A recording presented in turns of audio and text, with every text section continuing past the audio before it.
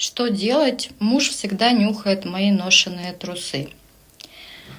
Ну смотри, вот другим женщинам, чтобы порадовать мужа, нужно ему наготовить, постирать, какой-то хороший интим организовать. А у тебя он радуется малому. Вот ты такая пришла с работы, вонючая, уставшая, и такая, знаешь, вот трусы вместо того, чтобы в машинку кинуть, ты такая вот так мужу вот так кинула. И он такой, знаешь, радуется, резвится, бегает с твоими трусами, счастливый такой. Не хвастайся, ради бога, нам.